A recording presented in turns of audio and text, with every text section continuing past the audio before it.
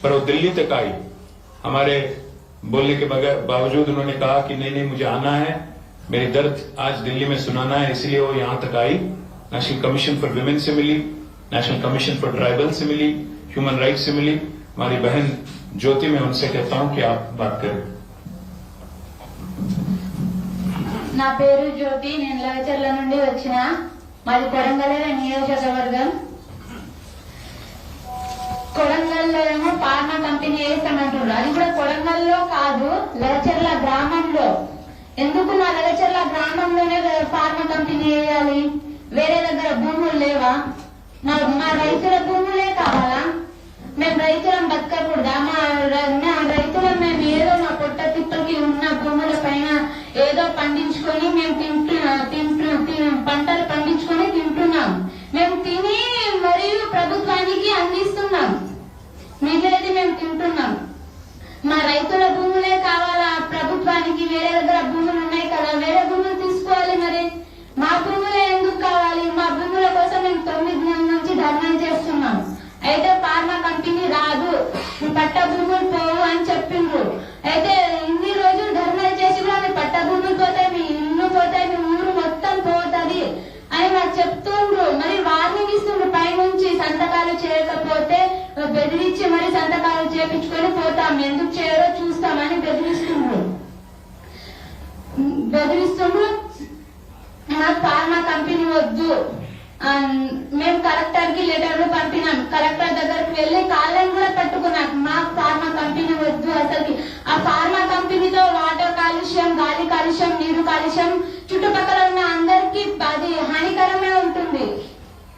అది చాలా effect. Green pharma, అది కూడా మెడిసిన్ తయారు చేస్తాం. మనం ఒక గంట మెడిసిన్ టాబ్లెట్స్ మెడికల్ లో కూర్చోవాలంటేనే టాబ్లెట్స్ ఎంతో వాసన వస్తుంది. అప్పుడు మనం ఆడ చుట్టుపక్కల ఉన్న బతికేట్ వాళ్ళు ఎలా బతుకుతారు? ఎన్నో సంవత్సరాలు బతకాలి కదా, వాళ్ళ కొడుకులు ఎన్నో సంవత్సరాలు బతికేట్ వాళ్ళు అక్కడ ఎలా బతుకుతారు? అసలు పెరిగే పిల్లలు కూడా కరెక్ట్ గా పెరుగుతారా పెరగరా అది కూడా తెలియదు, ఆరోగ్యంగా ఉండరు. ఇంపార్టెంట్ పాయింట్, ఎవరైనా ఆడ ఉన్న వాళ్ళు ఆరోగ్యంగా ఉండరు. కనీసం ఒక చిన్న పచ్చని పంట చూడాలంటే ఒక చిన్న గడ్డి కూడా పెరగదు ఆ కాలుష్యం వల్ల. నీరు కాలుష్యం కూడా అవుతుంది, తాగడానికి వాటర్ కరెక్ట్ గా ఉండదు, మొత్తం ఆయిల్ ఉంటుంది. పోయేట వాళ్ళు ఏడికి పోవాలి? రైతులకేం తెలియదు, రైతులు భూములు ఇచ్చేస్తారు, వాళ్ళ ఎంతో కొంత డబ్బులు ఇద్దామని అనుకుంటున్నారేమో ప్రభుత్వం. అది జరగదు. మేము సాగడానికైనా సిద్ధంగా ఉన్నాం, కానీ మా భూములు మేము ఇవ్వము. ఎందుకు ఇవ్వాలి? మా భూములు రైతుల భూములే ఎందుకు కావాలి నీకు? అది కూడా గిరిజన భూములే, లంబడి వాళ్ళ భూములే కావాలి. మేము ఎస్టీలే పోతున్నాయి. ఫార్మా కంపెనీ అనేది ఎస్టీ వాళ్ళకే వస్తున్నాయి. నువ్వు ఫార్మా ఎవరి కోసం పెడుతున్నావు? అల్లుడు కోసం పెడుతున్నావు, అన్న కోసం పెడుతున్నాం. మరి మా పిల్లల భవిష్యత్తు మేము రోడ్ పైననే బతకాలా? రైతులమని రోడ్ పైననే బతికి ఉండాలా? మేము ఎలా బతకాలి? మాకైతే భూములు కావాలి, మా భూములు మాకు కావాలని మేము ఢిల్లీ వరకు వచ్చినాం.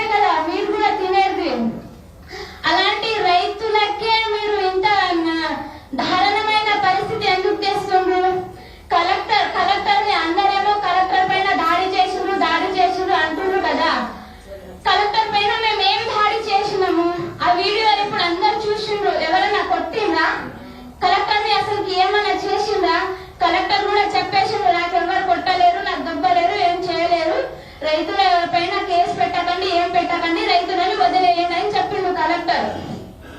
కలెక్టర్ వచ్చేటప్పుడు ఇంపార్టెంట్ పాయింట్, కలెక్టర్ వచ్చేటప్పుడు గన్యాస్తిని తీసుకురావాలి, లేకపోతే 4 పోలీసులను తీసుకురావాలి. తిరుపతి రెడ్డి వచ్చినప్పుడు 2 బస్సులు పోలీసులు వచ్చి గేట్ పైన నిలబడ్డది. అప్పుడు కలెక్టర్ వచ్చినప్పుడు 2 పోలీసులన్నా రావాలి కదా, లేకపోతే ఐడి కార్డ్ తో రావాలి. వేరే ఏదైనా డ్రెస్ చేసుకొని నార్మల్ డ్రెస్ లో వస్తే ఇప్పుడు గిరిజన వాళ్ళకి తెలుసా కలెక్టర్ అని? తెలియదు కదా. గిరిజన వాళ్ళు చదువుకున్నారా? చదువుకోలేడు. ఎందుకంటే వాళ్ళు రైతులు. ఇప్పుడు వీడికి వచ్చి మీరు కూడా అడిగింది మేమెవరమంటే మీరెవరేమో ఫోటో తీస్తున్నారు అంటారు. ఇప్పుడు మీరే అడిగి చూడండి, బయటికి వెళ్ళినప్పుడు మేమెవరు అంటే ఎవరేమో మీరు ఫోటో తీస్తున్నారు అంతే అని చెప్తారు ప్రజలు, మా గిరిజనులు. ఎందుకంటే వాళ్ళు చదువుకోలేరు, ఏం చేసుకోలేరు. అప్పుడు దాడి జరిగింది అంటారు అందరు. దాడి ఎప్పుడు జరిగింది? మార్నింగ్ జరిగింది. మార్నింగ్ జరిగినప్పుడు పోలీసులు కూడా మార్నింగే కదా రావాల్సింది. మిడ్ నైట్ లో వచ్చి కరెంట్ బంద్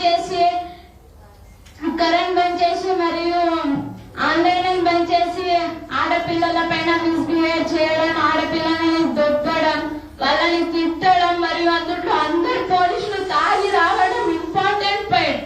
ఇది ఇంపార్టెంట్ పాయింట్ ఆడపిల్లలకు. ఎందుకంటే మీకు కూడా ఉన్నారు, చెల్లెలో అక్కనో అమ్మనో ఎవరో ఉన్నారు కదా. మరియు పోలీసులు తాగి వచ్చి ఆడపిల్లని ఎందుకు మిస్బిహేవ్ చేస్తారు మీరు? ఎందుకంటే రైతులు వీళ్ళు ఏం చెయ్యలేరు, వీళ్ళకి ఏం శాత కాదు, ఏం చేయలేరు అనే కదా పోలీసులు వచ్చి మిస్బిహేవ్ చేయడం. ఆడపిల్లని పోలీసులను కొట్టే హక్కు ఉందా ఈ ప్రభుత్వంలో? ఎవరికైనా హక్కు ఉందా? ఎవరికి లేదు. ఆడపిల్లలని కొట్టడం హక్కు ఎవరికి లేదు. కొట్టే తన భర్తనే కొట్టడం హక్కు తప్ప వేరే వాళ్ళు కొట్టడం హక్కే లేదు, ఏం హక్కు లేదు.